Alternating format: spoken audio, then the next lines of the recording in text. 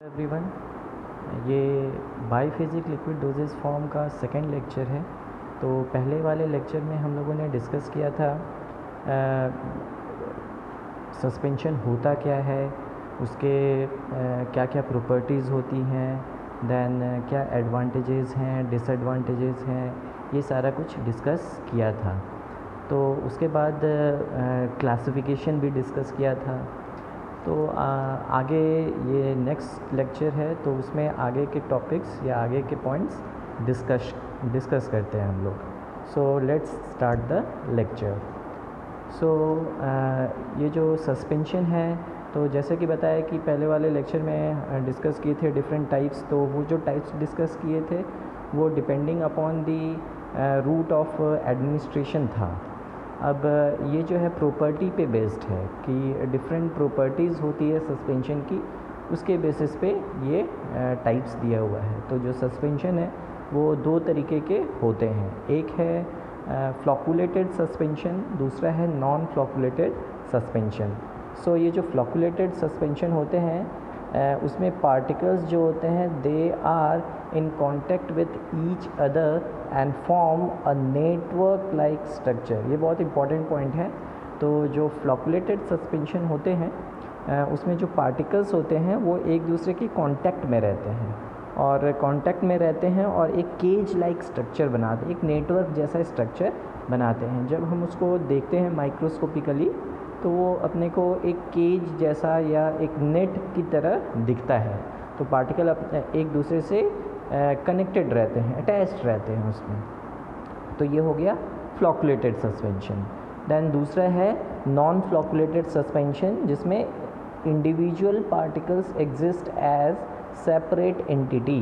तो इसका मतलब ये है कि जो नॉन फ्लॉकुलेटेड सस्पेंशंस होते हैं उसमें जो पार्टिकल्स होते हैं वो अलग अलग एक दूसरे से बहुत अलग अलग रहते हैं, वो एक दूसरे से अटैच्ड नहीं रहते हैं।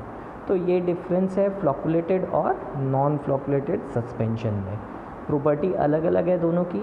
तो प्रॉपर्टी क्या अलग है कि जो फ्लॉकुलेटेड होता है उसमें जो पार्टिकल्स हैं वो एक दूसरे से क्लोज कांटेक्ट में रहते हैं और जब हम देखेंगे उसको तो नेटवर्क लाइक स्ट्रक्चर बनाते हैं, जो कि नॉन फ्लॉकुलेटेड के केस में ऐसा नहीं होता है। नॉन फ्लॉकुलेटेड के केस में जो पार्टिकल्स हैं वो अलग अलग रहते हैं, सेपरेट एंटिटी के फॉर्म में रहते हैं।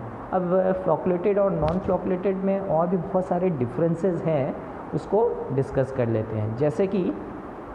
जैसा ये पहला पॉइंट तो आप लोगों को बता दिया है कि जो फ्लॉकुलेटेड सस्पेंशन है उसमें पार्टिकल्स जो हैं वो लूज एग्रीगेट के फॉर्म में मतलब एग्रीगेट के फॉर्म में रहते हैं और एक नेटवर्क लाइक स्ट्रक्चर बनाते हैं, जो कि नॉन फ्लॉकुलेटेड सस्पेंशन में पार्टिकल्स जो हैं वो एज ए सेपरेट एंटिटी रहते हैं। ये तो डिस्कस पहले ही हो गया। उसके बाद क्या है कि जो फ्लॉकुलेटेड सस्पेंशन होता है उसमें रेट ऑफ सेडिमेंटेशन जो है वो बहुत ही हाई रहता है। रेट ऑफ सेडिमेंटेशन का मतलब क्या होता है कि जो पार्टिकल्स होंगे, जो सॉलिड पार्टिकल्स होंगे, वो जैसे ही सस्पेंशन को रखते हैं, स्टोर करते हैं, तो धीरे धीरे वो पार्टिकल्स नीचे बैठने लगते हैं। ड्यू टू ग्रेविटेशनल फोर्स वो बैठने लगेंगे। तो इस जो पार्टिकल्स नीचे बैठ रहे हैं उसी को हम सेडिमेंटेशन बोलते हैं। तो जो रेट ऑफ सेडिमेंटेशन होगा वो फ्लॉकुलेटेड सस्पेंशन के केस में ज़्यादा रहता है। मतलब फ्लॉकुलेटेड के केस में जो सस्पेंशन होगा वो जल्दी होगा, जो कि नॉन फ्लॉकुलेटेड के केस में रेट ऑफ सेडिमेंटेशन जो होता है वो स्लो होता है। अब इसका भी रीज़न है। अब रीज़न क्या है कि जैसे कि आपको फर्स्ट पॉइंट में क्या बताया कि जो पार्टिकल्स होते हैं वो फ्लॉकुलेटेड सस्पेंशन के केस में एक दूसरे से अटैच्ड रहेंगे। अब जब एक दूसरे से अटैच्ड रहेंगे तो उनका वेट भी ज़्यादा हो जाएगा और वेट ज़्यादा हो जाएगा तो ग्रेविटेशनल फोर्स ज़्यादा लगेगा। अब ग्रेविटेशनल फोर्स ज़्यादा लगेगा तो वो नीचे बैठेंगे भी जल्दी। इसलिए रेट ऑफ सेडिमेंटेशन जो होता है वो फ्लॉकुलेटेड सस्पेंशन के केस में ज़्यादा होता है, वो जल्दी बैठते हैं। और नॉन फ्लॉकुलेटेड सस्पेंशन के केस में क्या है, पार्टिकल्स अलग अलग हैं, तो अलग अलग हैं तो उनका वेट भी इंडिविजुअल वेट रहेगा, जिसकी वजह से हर पार्टिकल पे जो ग्रेविटेशनल फोर्स लगना है वो कम लगेगा। अब कम लगेगा तो वो धीरे धीरे बैठेगा, तो इसलिए रेट ऑफ सेडिमेंटेशन जो है वहाँ पर स्लो रहता है। नॉन फ्लॉकुलेटेड सस्पेंशन के केस में स्लो रहता है। ये एक डिफरेंस हो गया। देन और क्या डिफरेंस है, sediments is rapidly formed in case of flocculated suspension। तो सही बात है कि जब सेडिमेंटेशन रेट ज़्यादा है तो सेडिमेंट जल्दी बनेंगे, नीचे जल्दी वो बैठेंगे, और नॉन फ्लोकुलेटेड के केस में sediment is slowly formed, rate of sedimentation slow है तो सेडिमेंट स्लोली बनेगा, वो धीरे बनेगा उसमें। तो ये एक डिफरेंस हो गया। और क्या डिफरेंस है कि जो फ्लोकुलेटेड सस्पेंशंस होते हैं उसमें जो सेडिमेंट होंगे वो लूजली पैक्ड रहते हैं, और जब नीचे बैठेंगे वो, तो जब लूजली पैक्ड हैं तो वो एक हार्ड केक जैसा नहीं बनाएंगे, जो कि नॉन फ्लोकुलेटेड के केस में क्या होता है, जो सेडिमेंट होते हैं वो नीचे जब बैठते हैं तो बैठने के बाद एक बहुत ही हार्ड केक बनाते हैं, जैसे कि यहाँ पर हार्ड केक नहीं बना रहे हैं और यहाँ पर हार्ड केक ये नॉन फ्लोकुलेटेड सस्पेंशन के केस में बनाते हैं। ऐसा क्यों होता है? अब ऐसा इसलिए है क्योंकि जो फ्लोकुलेटेड सस्पेंशन है उसमें पार्टिकल्स तो लूजली अटैच्ड हैं एक दूसरे से, केज लाइक स्ट्रक्चर के फॉर्म में अटैच्ड हैं, तो जब वो नीचे बैठेंगे तो वो पूरे बैठेंगे तो एक दूसरे पार्टिकल के बीच में बहुत सारा गैप रहेगा। अब जब गैप रहेगा तो फिर वो एकदम हार्ड मास नहीं बनेगा, हार्ड केक के फॉर्म में नहीं आएगा। और नॉन फ्लोकुलेटेड के केस में क्या है, इंडिविजुअल पार्टिकल अलग अलग हैं, जब वो नीचे बैठते हैं तो बहुत ही कॉम्पैक्टली बैठते हैं वो, और जब बहुत कॉम्पैक्टली सेडिमेंट होंगे तो एक हार्ड केक की तरह बना देते हैं। तो इससे होता क्या है, इससे होता ये है कि जो फ्लोकुलेटेड सस्पेंशन है उसमें सेडिमेंट्स जो है दे आर ईजी टू रीडिस्पर्स। जो फ्लोकुलेटेड सस्पेंशन है उसमें जो नीचे सस्पेंशन में सेडिमेंट बैठेंगे वो सेडिमेंट जो है अगर शेक किया जाएगा तो बहुत आराम से रीडिस्पर्स हो जाते हैं, जो कि नॉन फ्लोकुलेटेड सस्पेंशन के केस में नहीं होता है। नॉन फ्लोकुलेटेड सस्पेंशन के केस में क्या है, अब हार्ड केक बन गया है, अब हार्ड केक बन गया है, उसको शेक करेंगे तो वो फिर से रीडिस्पर्स नहीं होगा, ईजिली रीडिस्पर्स नहीं होता है। तो ये एक डिफरेंस हो गया। और क्या डिफरेंस है, तो फ्लोकुलेटेड सस्पेंशंस जो हैं उसमें जो सुपरनेटेंट लिक्विड होगा वो एकदम क्लियर दिखेगा, आपको क्लियर लिक्विड दिखेगा। मतलब कि जो सेडिमेंट है वो तो नीचे बैठ गया, अब सेडिमेंट नीचे बैठने के बाद ऊपर जो लिक्विड बचेगा वो हम देखेंगे तो एकदम क्लियर दिखेगा अपने को। तो सुपरनेटेंट लिक्विड्स जो है they remain clear in flocculated suspension, whereas in deflocculated or in non-flocculated suspensions supernatant liquid is not that much clear। ये एक डिफरेंस होता है। तो इससे भी पता कर सकते हैं कि कौन सा फ्लोकुलेटेड है कौन सा नॉन फ्लोकुलेटेड है। एक चीज़ और है कि ये जो फ्लोकुलेटेड सस्पेंशंस होते हैं, अब जब उसको पोर किया जाएगा या फिर जब फिर से शेक किया जाएगा तो जो फ्लोक्यूल्स बन रहे हैं वो फ्लोक्यूल्स जो है वो साइड में स्टिक करते हैं, तो जो फ्लोक्यूल्स है वो साइड को चिपकते हैं, जो कि ऐसा नहीं होता है नॉन फ्लोकुलेटेड सस्पेंशन के केस में। नॉन फ्लोकुलेटेड सस्पेंशन के केस में फ्लोक्यूल्स जो होते हैं वो साइड को स्टिक नहीं करते हैं। अब ये साइड में स्टिक हो जा रहा है, तो साइड में स्टिक होगा तो क्या होगा, नॉट प्लीजिंग इन अपीयरेंस। तो फ्लोकुलेटेड सस्पेंशन जो है वो प्लीजिंग अपीयरेंस उनका अच्छा उतना नहीं दिखता है, whereas non flocculated suspension जो है they remain pleasing in appearance. तो ये सारे डिफरेंसेस हैं फ्लोकुलेटेड और नॉन फ्लोकुलेटेड सस्पेंशन के बीच में। तो क्या क्या डिफरेंस है, पहला तो ये हो गया कि जो फ्लोकुलेटेड है वो नेटवर्क लाइक स्ट्रक्चर बनाता है, जो पार्टिकल्स होते हैं वो लूजली एक दूसरे से कनेक्टेड रहते हैं। नॉन फ्लोकुलेटेड के केस में जो पार्टिकल्स हैं वो एक अलग अलग एक दूसरे से रहते हैं, सेपरेट एंटिटी के फॉर्म में रहते हैं। फ्लोकुलेटेड सस्पेंशन के केस में रेट ऑफ सेडिमेंटेशन जो है वो हाई है। क्यों हाई है बता दिया है, मतलब सभी एक दूसरे से अटैच्ड हैं तो वेट ज़्यादा होगा तो सेडिमेंट जल्दी होगा। तो rate of sedimentation flocculated suspension में ज़्यादा रहता है, जो कि नॉन फ्लोकुलेटेड सस्पेंशन में जो रेट ऑफ सेडिमेंटेशन है वो थोड़ा स्लो रहता है। उसके बाद और क्या डिफरेंस है कि जो फ्लोकुलेटेड सस्पेंशन है, अब रेट ऑफ सेडिमेंटेशन ज़्यादा है तो सेडिमेंटेशन फॉर्मेशन भी जल्दी होगा, तो सेडिमेंट जो है वो फ्लोकुलेटेड सस्पेंशन के केस में जल्दी बनते हैं, जो कि नॉन फ्लोकुलेटेड सस्पेंशन में सेडिमेंट जल्दी नहीं बनते हैं। और क्या डिफरेंस बताया गया? और ये डिफरेंस है कि जैसे सेडिमेंट नीचे बैठ गए, अब सेडिमेंट बैठने के बाद जब शेक करेंगे तो जो फ्लोकुलेटेड सस्पेंशन होते हैं वो ईज़िली रीडिस्पर्स्ड हो जाएंगे। ईज़िली रीडिस्पर्स्ड क्यों हो जाएंगे? क्योंकि पार्टिकल जो है वो लूजली एक दूसरे से अटैच्ड हैं, कॉम्पैक्टली अटैच्ड नहीं है, तो रीडिस्पर्शन ईजी होता है फ्लोकुलेटेड सस्पेंशन के केस में। जो कि नॉन फ्लोकुलेटेड में क्या है, पार्टिकल्स जो हैं वो एक दूसरे से एकदम कॉम्पैक्टली चिपक कर एक दूसरे से बैठेंगे, तो फिर रीडिस्पर्स्ड अच्छे से नहीं हो पाते हैं। सेम है फिर फ्लोकुलेटेड सस्पेंशन के केस में क्या होगा, अब लूजली पैक्ड हैं पार्टिकल्स, तो उतना हार्ड मास नहीं बनाएगा, तो हार्ड केक नहीं बनता। जो सेडिमेंट है वो हार्ड केक नहीं बनाते हैं। वेयरएज नॉन फ्लोकुलेटेड सस्पेंशन के केस में हार्ड केक बन जाता है। क्यों? पार्टिकल एक दूसरे से बहुत ही कॉम्पैक्टली चिपक के रहते हैं, तो हार्ड केक बना देते हैं। तो ये एक बात हो गया, डिफरेंस हो गया। फ्लोकुलेटेड सस्पेंशन में जो फ्लोक्यूल्स रहते हैं वो जब पोर करोगे या शेक करोगे तो साइड में वॉल में चिपकते हैं, जो कि नॉन फ्लोकुलेटेड के केस में ऐसा नहीं होगा, क्योंकि वो तो हार्ड केक बना हुआ है, तो शेक करो कुछ भी करो चिपकेगा नहीं, तो चिपकता नहीं है वो। जो फ्लोकुलेटेड सस्पेंशन है वो फिर दिखने में अच्छे नहीं होंगे उतना, और नॉन फ्लोकुलेटेड सस्पेंशन दिखने में अच्छे दिखते हैं थोड़े। तो ये सारे डिफरेंसेस हैं फ्लोकुलेटेड और नॉन फ्लोकुलेटेड सस्पेंशन के बीच में। अब देखते हैं कौन कौन से इंग्रेडिएंट्स हैं या जो कि यूज़ होते हैं during formulation of any suspension.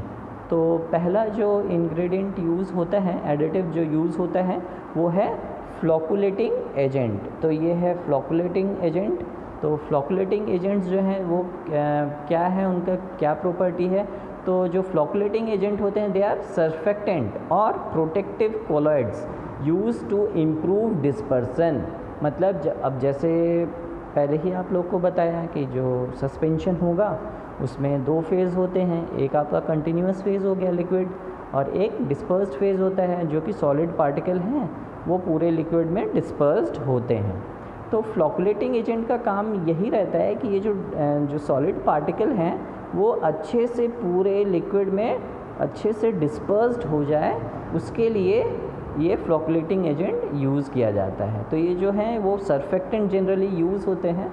तो सर्फेक्टेंट क्या करता है, वो सरफेस टेंशन को डिक्रीज़ कर देता है between solid particle and liquid. तो अब सरफेस टेंशन अगर डिक्रीज़ हो जाएगा तो जो पार्टिकल्स हैं वो पूरे लिक्विड में ईजिली डिस्पर्स्ड हो जाते हैं। सो यहाँ देखिए लिखा हुआ है, they act by reducing the surface tension thereby improving dispersion of solid and minimize flocculation. तो डिस्पर्सन बहुत अच्छे से होता है और फ्लोकुलेशन जो है जमा जो हो जाता है, एक दूसरे चिपकते जो हैं वो कम रहेंगे, तो एक दूसरे से चिपकेंगे कम और पार्टिकल्स जो हैं वो पूरे लिक्विड में बहुत अच्छे से डिस्पर्स हो जाएंगे। तो ये काम है फ्लोकुलेटिंग एजेंट्स का। बहुत सारे एग्जांपल्स हैं फ्लोकुलेटिंग एजेंट्स के, जैसे कि सोडियम लोराइल सल्फेट यूज़ होता है, ट्वीन्स यूज़ होते हैं, स्पैन्स, कार्बोवैक्स एक्सेट्रा। तो ये सारे flocculating agent as flocculating agent during formulation of suspension use होते हैं। नेक्स्ट जो इंग्रेडिएंट है वो है thickening agent. So thickening agent भी बहुत इम्पॉर्टेंट है। अब थिकनिंग एजेंट नाम से ही पता लग रहा है कि ये थिक करने के लिए यूज़ हो रहा है। अब किसे थिक करने के लिए यूज़ हो रहा है, तो जो आपका डिस्पर्शन मीडियम है, तो जो डिस्पर्शन मीडियम है उसकी विस्कोसिटी को बढ़ाएगा। अब विस्कोसिटी को बढ़ाएगा तो उससे क्या होगा, जो कंटिन्यूस फेज़ है उसकी विस्कोसिटी को ये बढ़ाता है। तो अगर जो कंटिन्यूस फेज़ है उसका विस्कोसिटी बढ़ जाएगा तो होगा क्या, होगा ये कि जो पार्टिकल्स हैं, सॉलिड पार्टिकल्स जो डिस्पर्स्ड हैं कंटिन्यूस फेज़ में, वो सॉलिड पार्टिकल अब नीचे बैठने को टाइम लेंगे। तो सेडिमेंटेशन होने को टाइम लगेगा। यहाँ पे सेडिमेंटेशन जो है वो थोड़ा लेट से होगा। क्यों? क्योंकि लिक्विड जो है वो विस्कस है, तो पार्टिकल जो है वो धीरे धीरे मूव करेंगे, नीचे आएंगे, जिसकी वजह से सेडिमेंटेशन स्लो हो जाएगा।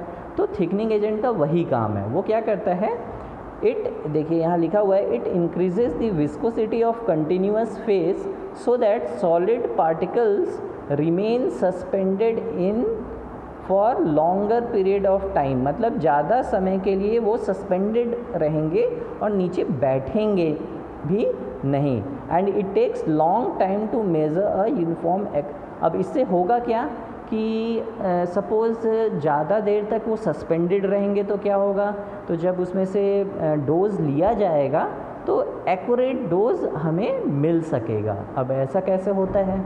ऐसा हम इस तरीके से समझ सकते हैं कि जैसे सस्पेंशन में सेडिमेंटेशन हो गया है, तो सेडिमेंटेशन अगर जल्दी हो जाएगा तो क्या होगा, हम फिर से उसको शेक करेंगे, फिर उसको लेंगे, जब शेक करेंगे तो रीडिस्पर्स्ड हुआ नहीं हुआ, अगर नहीं हुआ तो फिर क्या होगा, ऊपर वाला पोर्शन जो लिया जा रहा है उसमें लिक्विड आ जाएगा, आपका ड्रग नीचे ही बैठ जाएगा, तो जो डोज है वो एक्यूरेटली हमें नहीं मिल पाएगा। तो वही बोला जा रहा है कि अगर विस्कोसिटी ज़्यादा होगा तो सेडिमेंटेशन लेट से होगा, और सेडिमेंटेशन लेट से होगा तो ज़्यादा देर तक डोज़ हम अगर ले रहे हैं उससे कंटिन्यूसली तो वो डोज़ हम एक्यूरेटली ले सकते हैं। तो ये एक फ़ायदा होता है। बहुत सारे एग्जांपल्स हैं थिकनिंग एजेंट्स के, जैसे कि बहुत सारे पॉलीसेकेराइड्स यूज़ होते हैं, like gum acacia, tragacanth, starch, sodium alginate, methyl cellulose, sodium carboxy methyl cellulose, micro crystalline cellulose. तो ये सारा कुछ बहुत सारे एग्जांपल्स हैं जो कि as a thickening agent use होते हैं ड्यूरिंग फॉर्मुलेशन ऑफ सस्पेंशन। तो पहला था फ्लोकुलेटिंग एजेंट और दूसरा थिकनिंग एजेंट। अब नेक्स्ट है वेटिंग एजेंट। ये भी बहुत इम्पॉर्टेंट एक इंग्रेडिएंट है ड्यूरिंग फॉर्मुलेशन ऑफ सस्पेंशन। तो ये वेटिंग एजेंट का काम क्या है, नाम से पता लग रहा है, वेटिंग है मतलब गीला करना। तो वेटिंग एजेंट क्या करते हैं कि it reduces the interfacial tension between solid particle and liquid medium. अब देखिए, अगर सपोज़ जो सॉलिड है वो आपका हाइड्रोफोबिक है, तो हाइड्रोफोबिक है तो वो वाटर से रिपेल होगा, मतलब वो वाटर से ईज़िली मिक्स नहीं होगा, और आपका जो कंटिन्यूस फेज़ है वो हाइड्रोफिलिक है, वाटर है। तो क्या होगा कि जब सॉलिड को उसमें डालोगे, आप मिक्स करोगे, तो सॉलिड जो है उसे मिक्स ईजिली नहीं होगा, ऊपर फ्लोट करता रहेगा। तो इससे क्या है, डिस्पर्शन होगा नहीं। तो उस केस में वेटिंग एजेंट यूज़ किया जाता है। तो वेटिंग एजेंट का काम क्या है, वो सॉलिड, अब ये जो जैसे जो हाइड्रोफोबिक सॉलिड्स होंगे वो नीचे क्यों नहीं जा रहे हैं लिक्विड में, वाटर में, क्योंकि वाटर जो है वो हाइड्रोफिलिक है, और वो सॉलिड के चारों साइड जो है एयर का गैप आ जाता है, जिसकी वजह से वो लिक्विड में नहीं जा पाता। तो उससे ये जो है डिस्पर्शन फिर नहीं होगा, तो फिर आपका सस्पेंशन नहीं बनेगा। तो उसके लिए वेटिंग एजेंट यूज़ करते हैं। तो वेटिंग एजेंट क्या करता है, जो सॉलिड है और लिक्विड है उसके बीच में जो एयर गैप है उस एयर गैप को हटाता है, और वो एयर गैप को हटाने से क्या होगा, जो सॉलिड है वो पूरे के पूरे लिक्विड में जाएगा, और लिक्विड आपको सॉलिड से अच्छे से मिक्स होगा और डिस्पर्शन बहुत अच्छे से होगा। तो वेटिंग एजेंट का काम वही होता है। सो वेटिंग एजेंट अगर यूज़ करते हैं तो it produces suspension of required quality. जैसी क्वालिटी चाहिए वैसी क्वालिटी अपने को मिलती है वेटिंग एजेंट जब हम यूज़ करते हैं। So wetting agent absorbed at solid liquid interface in such a way that affinity of the particle for surrounding medium is increased and interparticular forces are decreased। वही चीज़ बोला जा रहा है कि जब जो सॉलिड है और लिक्विड है इन दोनों सरफेस के बीच में ये एक्ट करता है और दोनों के बीच का जो टेंशन है उसको डिक्रीज़ करता है, ताकि सॉलिड और लिक्विड एक दूसरे से अच्छे से मिक्स हो जाए। और ये मिक्स इसीलिए नहीं हो रहा है क्योंकि दोनों का नेचर अलग अलग होता है, एक हाइड्रोफिलिक होता है तो एक लिपोफिलिक होता है, तो इसकी वजह से वो नहीं हो पाता है, तो उसको वो डिक्रीज़ करता है। बहुत सारे एग्जांपल्स हैं वेटिंग एजेंट्स के, जैसे कि एक हो गया अल्कोहल यूज़ होता है, glycerin, polysorbate. So these are different examples of wetting agent which are used for formulation of suspension. तो ये सारे ingredients हैं जो कि यूज़ होते हैं ड्यूरिंग फॉर्मुलेशन ऑफ सस्पेंशन. उसके बाद और भी कुछ कुछ इंग्रेडिएंट्स यूज़ होते हैं जो कि जनरल इंग्रेडिएंट्स हैं, जैसे कि प्रिजर्वेटिव. सो प्रिजर्वेटिव सभी को पता है कि प्रिजर्वेटिव मतलब वो यूज़ होता है ताकि आपका जो फॉर्मुलेशन है वो उसके सेल्फ लाइफ तक प्रिजर्व होके अपने ओरिजिनल स्टेट में ही रहे. So preservatives are used to preserve suspension against bacterial growth. तो बैक्टीरियल ग्रोथ ना हो उसके लिए प्रिजर्वेटिव्स जनरली यूज़ होते हैं. बहुत सारे एग्जांपल्स हैं, जैसे कि बेंजोइक एसिड यूज़ होता है, sodium benzoate, methyl paraben, propyl paraben. So ये सारे डिफरेंट एग्जांपल्स हैं प्रिजर्वेटिव्स के जो कि यूज़ होते हैं. नेक्स्ट एक इंग्रेडिएंट है वो है ऑर्गेनोलेप्टिक एडिटिव्स. अब इनका जो काम है वो जो फॉर्मुलेशन है उसके टेस्ट को अच्छा करना, फ्लेवर को अच्छा करना, अपीयरेंस कलर को अच्छा करना. सो ऑर्गेनोलेप्टिक एडिटिव्स में क्या क्या आ जाएंगे? कलरिंग एजेंट्स जो कि कलर इम्पार्ट करते हैं फॉर्मुलेशन को, स्वीटनिंग एजेंट, टेस्ट को मास्क करने के लिए स्वीटनिंग एजेंट यूज़ किया जाता है. देन फ्लेवरिंग एजेंट, टेस्ट के अकॉर्डिंग फ्लेवर देने के लिए फ्लेवरिंग एजेंट्स यूज़ होते हैं. So these are different ingredients of a good suspension. तो पहला क्या था? Flocculating agent. दूसरा क्या था? एक फ्लोकुलेटिंग एजेंट था, फिर वेटिंग एजेंट था, thickening agent, then preservative, organoleptic additives. So these are different ingredients और additives which are used during formulation of suspension. तो आज के लिए इतना ही. अब नेक्स्ट लेक्चर में हम सस्पेंशन के डिफरेंट टॉपिक्स को डिस्कस करेंगे, जैसे कि stability of suspension, factors affecting stability. तो आज के लिए इतना ही. Thank you very much.